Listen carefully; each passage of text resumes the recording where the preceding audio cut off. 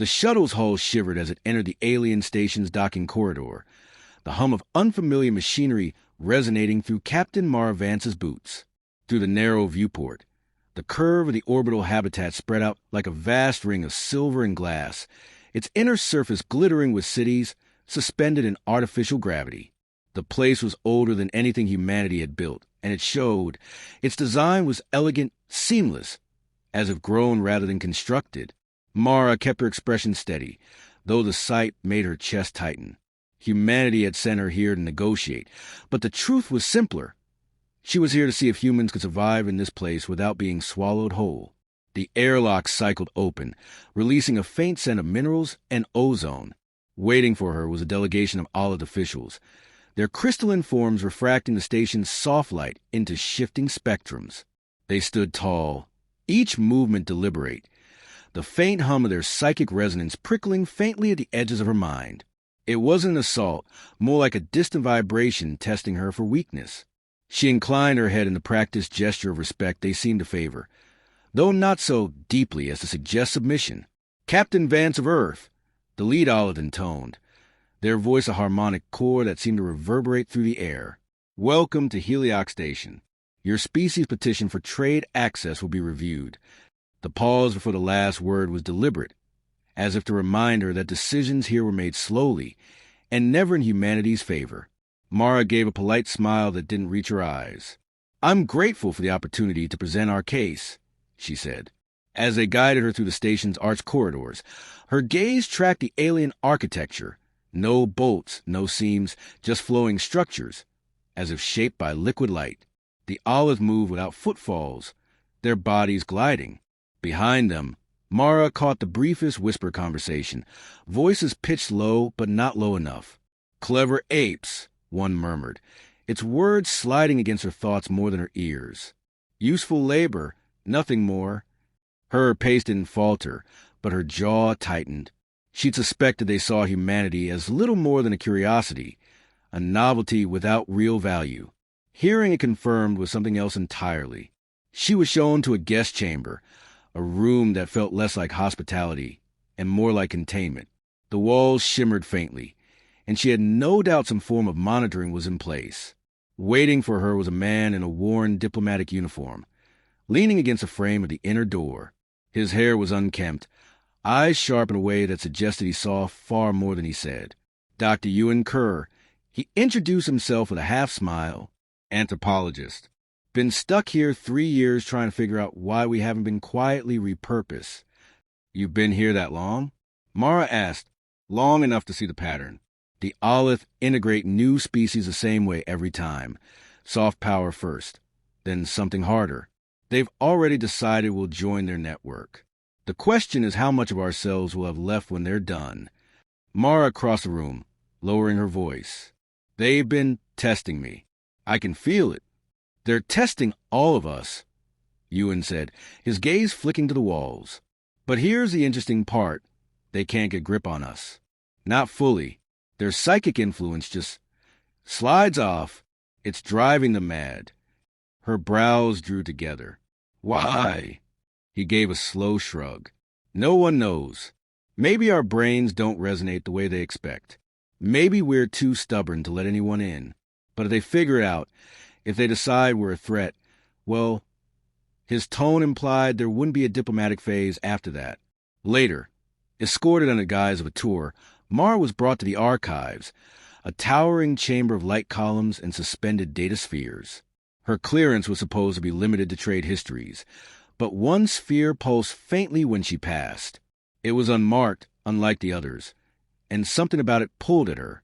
With a glance to ensure her escort's attention was elsewhere, she brushed her fingers against its surface. A rush of images filled her vision. Worlds stripped bare, fleets dismantled, the hollowed ruins of once thriving civilizations. Names she didn't recognize. Species she'd never seen. Each entry ended the same way. Resistance erased, survivors reconditioned to obey. The Aleth didn't merely rule. They eliminated anything immune to their control. She pulled her hand back, forcing her breathing steady. The sphere's glow dimmed, but the knowledge burned in her mind. This was the real story. hidden behind polite words and ceremonial welcomes. Humanity's immunity was an advantage. It was a death sentence waiting to be signed. Her escort, an Olith with a prism-pale form, returned with the same serene detachment as before. "Are you ready to conclude your visit, Captain?" "Yes," Mara said, though her tone was sharper now, the edges of decision forming. As they walked back through the endless corridors, she replayed the images in her head. Humanity's place here wasn't secure. It was provisional, conditional, fragile. Every smile she'd seen since arrival was a mask. Every courtesy a delay before something irreversible. When she returned to her quarters, Ewan was waiting again. One look at her face, and his expression hardened. "You saw something." "They've done this before," she said quietly. "To others like us." He nodded grimly. "Then you know what's coming." Mara stood at the viewport, watching the station's outer ring drift against the stars. The sheer scale of it dwarfed anything Earth had built. Yet she felt the weight of something greater pressing down, a certainty that this place, for all its beauty, was a predator's den. "We're not going to wait for it to close its jaws," she said finally. Ewan tilted his head. "You have a plan?" "Not yet," she admitted, turning from the glass. "But I have a reason. That's enough for now." The words hung in the still air between them. Outside, the station's lights flared in slow, measured pulses, like the heartbeat of something vast and patient. Mara knew they would come for her people eventually. The only question was whether humanity would still be standing when they did. She intended to make sure the answer was yes. The council chamber was a vast hollow of light and shadow, tiers of alien delegates rising like concentric waves around a central speaking platform. Each species had its own space, their zones lit in colors keyed atmospheric needs. The Olith, as always, held the highest tier, crystalline forms gleaming beneath soft violet light. Mara stood at the base, a single human among 100 beings, the scale alone enough to make her feel like an insect in a cathedral. She reminded herself that appearances were weapons here, every shaft of light, every echoing word meant to keep lesser voices small. Prime Seer Luthrell presided at the chamber's heart, the subtle psychic hum in their voice carrying a suggestion of inevitability. Integration, they said, the word lingering in the air like a binding thread, is the path to harmony. Those who cannot join willingly will be guided. It was dressed in diplomacy, but Mara heard the truth in the pauses between phrases. This was not an offer. It was a first step in the olive pattern she'd seen in the archives, the velvet touch before the steel blade. She kept her expression neutral, though the urge to speak rose like a tide. When her turn came, she walked the platform with measured steps, feeling every gaze upon her. "Humanity values cooperation," she began, her voice steady, "but not at the cost of identity. We believe integration, in your terms, risks erasing the very strengths that make each species valuable to the whole." A ripple passed through the chamber. Some delegates leaned forward. Others drew back, as if sensing the friction between her words and the unspoken order the Olith imposed. Luthrell's crystalline edges caught the light, refracting it in a pattern that drew the eye like a trap. "Captain Vance," they said softly, "identity is preserved in unity. The Olith do not erase, we refine. Humanity will benefit from our guidance." The psychic suggestion behind the words was subtle but unmistakable.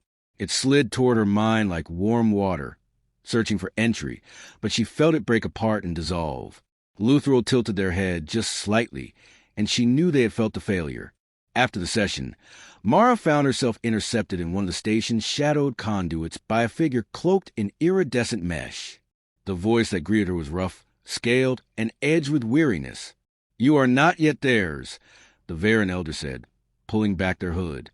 Their reptilian eyes were clouded, but the force in them remained sharp. Mara recognized the species from Ewan's briefings. Once proud, now diminished, they were bent under Olith control. "You resisted once," she said. The elder's tail twitched with something between shame and anger. "We resisted alone. That is why we fell. But I remember before they took the rest of my thoughts." They reached into a satchel and withdrew a small crystalline shard, its core glowing faintly red. "This is a mind shard. Their own tool, stolen in the last days of our fight. They use them to focus their resonance. In the hands of one like you, it may do the opposite. She took it carefully, feeling the faint thrum of power in its surface.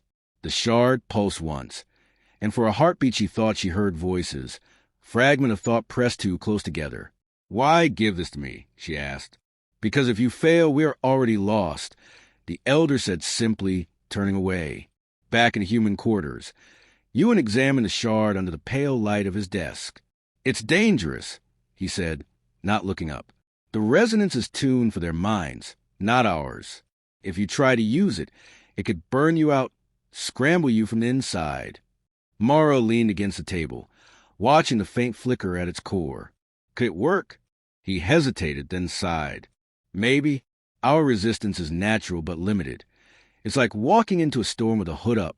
This could make you the storm. The field it generates might disrupt every olive within reach. But it'll cost you, maybe more than you're willing to give.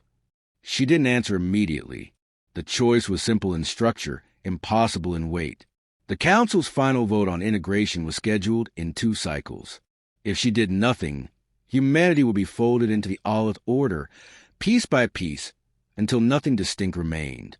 If she used the shard, she might stop them, or kill herself trying. She closed her hand around the crystal, feeling its pulse sync faintly with her heartbeat. 2 cycles, she said. We don't get another chance. Ewan looked at her for a long moment. Then we'd better figure out how to keep you alive long enough to use it. They spent the next hours in quiet, tense preparation. Ewan adjusted the shard's housing, adding insulation layers to keep its energy from bleeding into her too quickly. Mara drilled her focus, practicing how to hold her mind steady against the shard's pull. Each time she activated it, the air seemed to thicken, colors sharpening unnaturally, as if the world tilted into a strange clarity. After just a few minutes, she felt a spike of nausea and a pressure behind her eyes that lingered for hours. By the time they stopped, her head was pounding and her hands trembled. Ewan set the shard down with care. "If you push it too long, it'll take everything you've got. We'll need to time it perfectly." Mara nodded, wiping sweat from her brow. "Then we'll make sure when it matters all the way." Outside the viewport, the station's rotation brought the cold sweep of distant starlight into view. Somewhere beyond those lights lay Earth, unaware of how close it was to vanishing into someone else's idea of perfection. Mara pressed her hand briefly to the glass, not for comfort, but as a silent promise. In 2 cycles, she would walk into the council chamber with the shard concealed at her side. Whatever happened next, humanity's fate would not be decided without a fight. The council chamber was fuller than Mara had ever seen it, a dense ring of alien figures filling every tier. The air carried a charged stillness, broken only by the faint hum of translation fields. At the chamber's heart, Prime Seer Luthrell stood like a prism catching too many lights, each gleam shifting as if in anticipation of victory. The vote on integration would be taken within the hour, but the decision was already being shaped in the minds of the delegates. Mara could feel the psychic currents running like invisible tides through the room, guiding thought, smoothing dissent, bending will toward compliance. Her palm rested lightly against a hidden pocket, where the mind shard pulsed. The faint heat it gave off seemed to match the pace of her heartbeat. Ewan's voice echoed in her mind. Time it perfectly. She kept her gaze on Luthrell, waiting for the right fracture in the rhythm of control. The Prime Seer began to speak, each word polished, deliberate, woven with the subtle undertones of psychic suggestion. In unity, there is peace. In peace, there is prosperity. We extend this gift to all who will join us. The phrase was more than rhetoric. It was a command disguised as generosity, and Mara saw the change in the delegates' faces. Shoulders relaxing, eyes losing focus as the olive influence sank deeper. Her hand closed around the shard. The moment she willed it active, a rush of static tore through her mind, sharp and dizzying. The world sharpened. The colors grew too vivid, the outlines of every form outlined in trembling clarity. The hum of psychic control faltered against her senses like a wave breaking on stone. The effect was immediate. Several delegates blinked, confusion crossing faces long smoothed into docility. A chittering envoy from the Kethrin blinked at their neighbor as if waking from a dream. The mental tide receded, leaving uncertainty in its place. Luthrel's head turned sharply, their crystalline body refracting a jagged spectrum. "What have you done, Captain Vance?" The voice carried no harmony now, only a hard, brittle edge. "Leveling the field," she said, forcing her voice to stay steady though the shard's energy gnawed at the edges of her thoughts. The Prime Seer's psychic force struck her then, a concentrated wave that pressed against her mind like a crushing depth. Images not her own filled her vision. Towering spires of alien cities, endless lines of subjugated beings, the promise of order so perfect it erased all conflict, all choice. The shard pulsed hotter, and she pushed back, anchoring herself in fragments of Earth's stubborn history. The freezing trenches of war survived, the long nights of ships lost at sea, but never surrendering, the simple, relentless act of getting back up after every fall. The pressure intensified. Her vision blurred, pain threading behind her eyes. She could feel the shard drawing deeper on her will, burning through her reserves as if her mind were nothing more than fuel. Somewhere in the chamber, voices were rising, delegates speaking over each other for the first time since she had arrived on the station. The unity of the council was fracturing, the olive hold unraveling in real time. Luthrel's voice lashed out again, raw and stripped of its layered tones. "You think this defiance will protect you? You will make your species a target for every power in this galaxy." Mara's lips curled into something between a smile and a snarl. "Then they'll see us coming." With the last of her strength, she willed the shard to flare, sending a sharp pulse of disruptive energy through the chamber. The psychic resonance shattered, not with a sound but with a sudden absence, a silence so complete it felt like a physical blow. Gasps echoed from every tier. Delegates clutched at their heads, as if realizing for the first time that their thoughts were wholly their own. The Kethran envoy slammed a clawed hand on the railing, demanding the vote proceed without Aleth interference. Others shouted agreement. The vote was called. Without the guiding hand of psychic suggestion, the outcome shifted like a tide changing direction. The proposal for integration failed. Murmurs rippled outward, the chamber no longer an arena of serene consensus, but a riot of voices, some angry, some jubilant, all untethered from the Aleth's invisible chains. The shard slipped from Mara's grasp, rolling across the platform before coming to rest against the seam in the floor. Her knees buckled. She caught herself on the edge of the podium, her breath ragged, her vision swimming in patches of light and shadow. Through the blur, she saw Luthrel watching her with stillness that was almost more dangerous than their earlier fury. "This is not over," the Prime Seer said quietly, their voice stripped of grandeur. "You have not won. You have only declared yourself."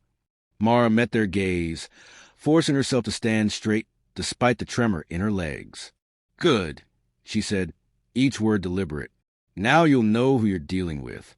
Ewan was at her side as the session dissolved into chaos, his hand steadying her as they moved toward the exit. "You've made a lot of enemies today," he said, his tone equal parts warning and awe. She gave a faint, tired smile. "Then it's a start." Outside the chamber, the view through the station's great windows showed the galaxy stretched in cold brilliance, each star a point of possibility and threat. The fight was far from over, but for the first time since she'd arrived, Mara felt the weight of choice shifting. Humanity had not been claimed. And now, every power that looked toward Earth would have to reckon with the fact that some doors, once forced open, could never be closed again. The council chamber had not been quiet ever since the vote.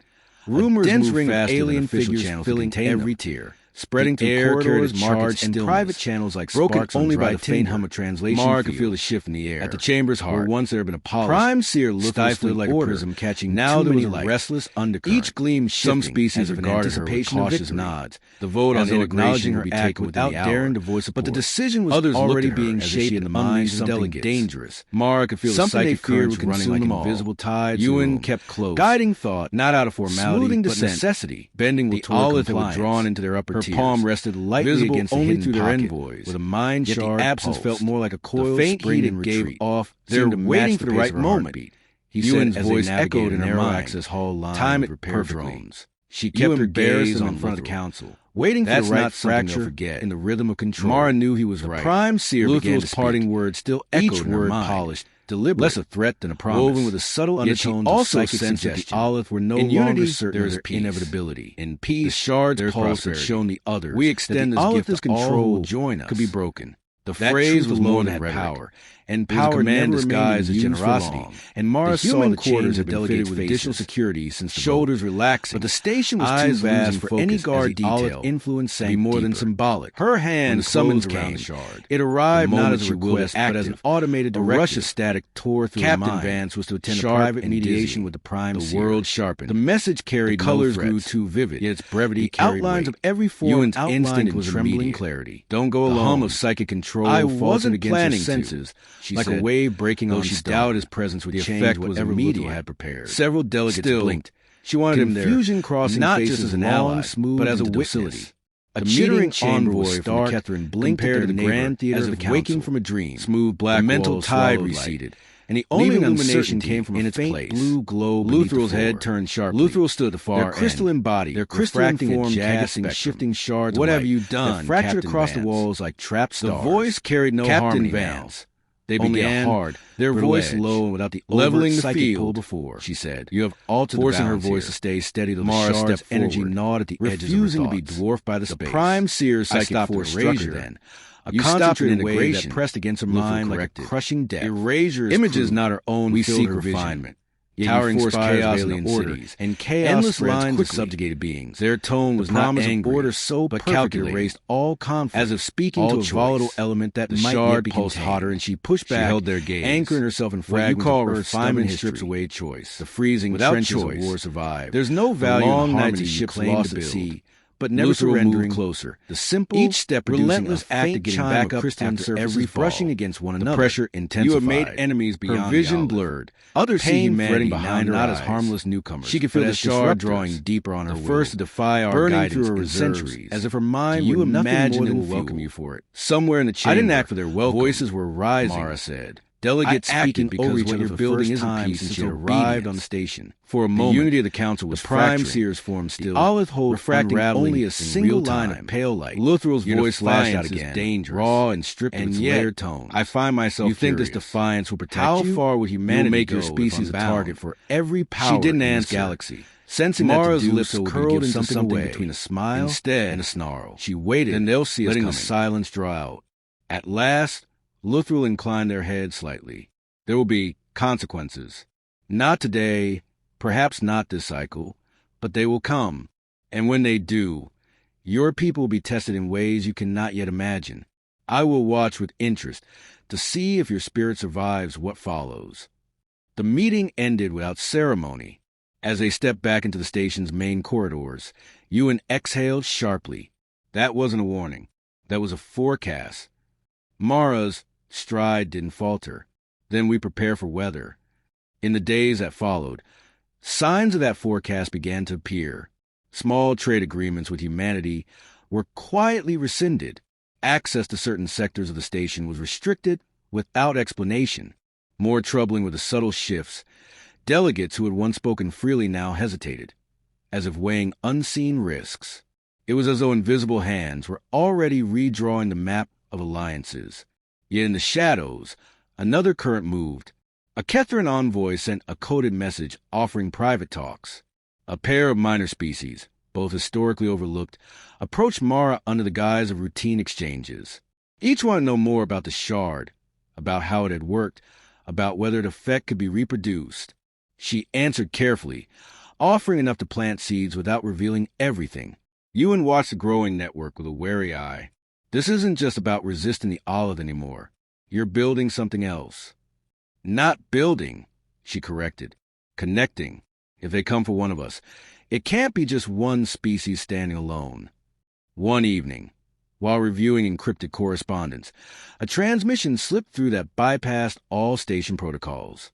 It was brief, no name, no origin, just a single line of text.